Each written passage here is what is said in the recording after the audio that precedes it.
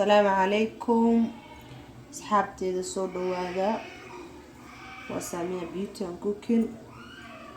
waxaan sameynayaa wax yar oo calooshan u fiican hergebka iyo qufaca iyo waxa hadda jira koronahana u fiican juuskan hadda noo sameynayo meesha waxaan ku haystaa cucumber meesha waxaan ku haystaa jab sanjabiil ah iyo jab liin ah hal xabo toon ah laba xabo oo spinach caleenta dheer camal oo soo dhaqay si fiican oo soo nadiifiyay intaana isku soo shiday half bakeeri biyo ah bismillaah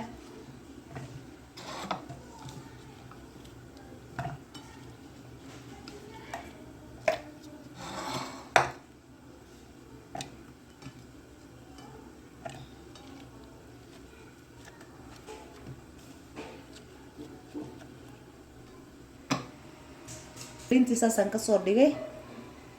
waxaan ka baqaynaa mashiintii shiidi weyso intaas ku soo shiidayo isku soo noqod waan juuskan dadkiisa cateynayo uu fiican yahay qufaca hergebka qabowga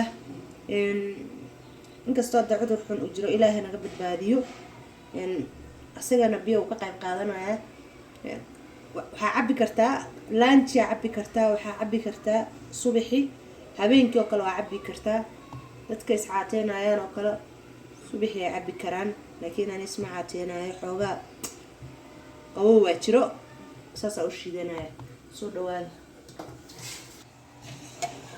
asxaabta juuska saas uu kusoo baxay waa soo miiray waxaasaan kasoo bixiyey waa iska miiray aniga farka ma jecli dad waxaa jira ku cabaan laakiin aniga ma jecli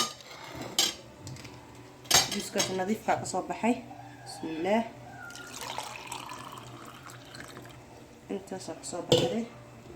kadib waxaan ku darayaa laba qaada malab camal iska qiyaaso aniga malabkana ogtiin ka qayb qaadanaya qufaca iyo waxaas dhan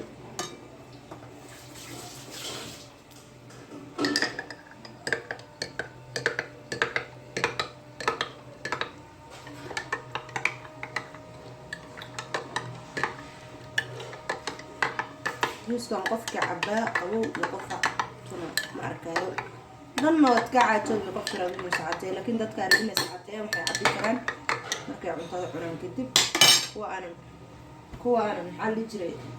caateynayaan aroortii cabi karaan ayagoo baahan waxay cabi karaan marka ugu dambeysay seexanayaan biyo way cabi karaan calooshuu jaraa dhan kasto waa caafimaad fuul kusoo dhawaada asxaabteeda juuska maanta intaas noogu soo dhamaaday haddii subscribe share comment qurux badan insha Allah waa Samia Beauty and Cooking on Day. Assalamu alaikum wa rahmatullahi wa barakatuh.